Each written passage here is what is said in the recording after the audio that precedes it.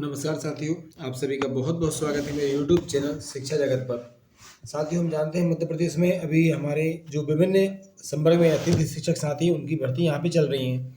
ऐसी ही एक भर्ती और अभी यहाँ पर आई है जो प्री प्राइमरी हमारे स्कूल हैं, उसके संबंध में आप सभी के लिए काफ़ी महत्वपूर्ण देखेंगे आप लोग। तो साथियों, हम जानते हैं कल DPI के द्वारा एक आदेश जारी किया गया था सभी DO के लिए, जिसका विषय है कि सत्र 26-27 में PM श्री योजना के अंतर्गत संचालित जितने भी प्री प्राइमरी कक्षाओं के लिए आउटसोर्स पर, आपको ध्यान रखना है ये सभी भर्तियां आउटसोर्स पर की जा रही हैं। आउटसोर्स पर किसकी? अब यहाँ पर तो महिला सहायिका जो अंशकालीन है उपलब्ध कराए जाने के संबंध में, तो यहाँ पर महिला सहायिकाओं की भर्ती होने की बात की जा रही है। उपरोक्त विषय के अंतर्गत PM श्री योजना के अंतर्गत संचालित PM श्री विद्यालयों को जो प्री प्राइमरी कक्षाओं हैं उनमें अगस्त 2026 मतलब अभी जो चल रहा है, अगस्त 26 से लेकर 30 अप्रैल 2027 तक आउटसोर्स पर महिला सहायिका को शाला प्रबंधन समिति SMC के माध्यम से निम्नानुसार मापदंड का पालन करते हुए रखे जाने के दिशा निर्देश दिए जाते हैं। तो साथ ही अब देखेंगे कौन कौन सी कंडीशंस यहाँ पे अप्लाई होंगी जो कि महिला सहायिका के लिए उपलब्ध होती हैं। देखेंगे आप लोग महिला सहायिका की जो चयन है, पहली बात तो ये कि आवेदिका की आयु जो है वो 18 से 45 वर्ष होना चाहिए 1 जनवरी 2026 की स्थिति में। क्वालिफिकेशन की बात करें तो किसी भी मान्यता प्राप्त बोर्ड से 12वीं में कक्षा उत्तीर्ण की हुई हो। मानदेय इनका जो साथी हो वह 8,000 रुपये प्रतिमाह रखा जाएगा। क्लियर है? अब यहाँ पे देखेंगे जो आवेदिका है वो संबंधित ग्राम या नगरीय क्षेत्र के वार्ड की स्थायी निवासी होना चाहिए, और यदि विवाह हो जाता है तो विवाह होने की स्थिति में पति को संबंधित क्षेत्र का स्थायी निवासी उनका होना आवश्यक है। ये जो सहायिका रहेगी इनको प्रत्येक माह में एक आकस्मिक अवकाश मतलब CL जो है उसकी पात्रता भी रहने वाली है। आपको मालूम है गेस्ट टीचर के लिए भी आदेश आने वाले हैं। अगले देखेंगे कि जो टाइम पीरियड आपको बताया था कि इनकी जो नियुक्ति है अगस्त 2026 से 30 अप्रैल 2027 तक के लिए की जा रही है महिला सहायिका की। इनकी जो मॉनिटरिंग और फीडबैक है, SMC महिला सहायिकाओं के कार्य की नियमित मॉनिटरिंग करेंगे। जानकारी इस कार्यालय को मतलब DPI को आवश्यक रूप से उपलब्ध कराएंगे। किसी सहायिका के प्रति यदि उनके विद्यालय द्वारा नकारात्मक सुझाव दिया जाता है तो उन्हें तत्काल प्रभाव से कार्यमुक्त कर दिया जाएगा। सेकंड बात यह है कि महिला कार्यकर्ताओं की नियुक्ति के पूर्व अभ्यर्थियों का जो है पुलिस वेरिफिकेशन भी आवश्यक रूप से कराना होगा, जिनकी की नियुक्ति यहाँ पे की जाएगी। सेकंड है कि विमर्श पोर्टल पर दर्ज उपस्थिति के आधार पर सहायिकाओं के मानदेय का भुगतान हेतु उपस्थिति पत्रक प्रत्येक माह की 5 तारीख तक एकत्रित करना होगा, और प्रत्येक माह की दिनांक 10 तक उनके खाते में मानदेय की जो राशि है वो जमा कराई जाएगी। ठीक है, प्रत्येक माह के जो देयक है वो संचालनालय को उपलब्ध कराए जाएंगे।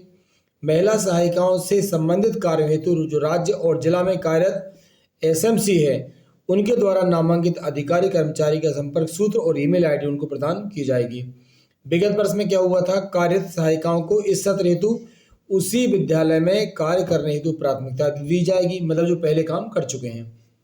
सेकंड है, अब इनके दायित्व क्या रहेगा, इनका काम क्या रहेगा, तो अकादमिक गतिविधियों में शिक्षकों की सहायता भी करना है इनको। शिक्षकों की अनुपस्थिति में कक्षाओं का संचालन इनको करना है। विद्यार्थियों को प्रतिदिन समय पर शाला लाना वापस ले जाना, मध्याह्न भोजन के दौरान विद्यार्थियों का सहयोग करना, विद्यार्थियों की साफ सफाई स्वच्छता का ध्यान रखना इनका काम रहेगा। उपस्थिति की बात करें तो महिला सहायिकाओं की उपस्थिति जो है प्राचार्य या प्रधान अध्यापक द्वारा प्रतिदिन जो है विमर्श पोर्टल पर अपलोड की जाएगी। क्लियर साथियों? आगे देखेंगे आप लोग, SMC द्वारा नामांकित सहायिकाओं को मानदेय से किए जाने वाले कटौती और अन्य नियमित शर्तों से प्राचार्य सहायिका को पत्र के माध्यम से नियुक्ति के समय अवगत करवाया जाना चाहिए। अगला देखेंगे आप लोग, जो प्री प्राइमरी कक्षाएं हैं इनके लिए महिला सहायिका के पद पर नियुक्ति पूर्णतः अस्थायी है, जो भारत सरकार के अनुदान पर आधारित है।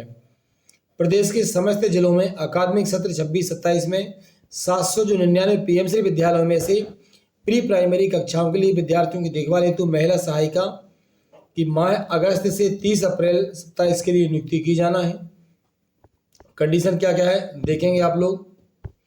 पहली चीज है प्री प्राइमरी शाला में नामांकन।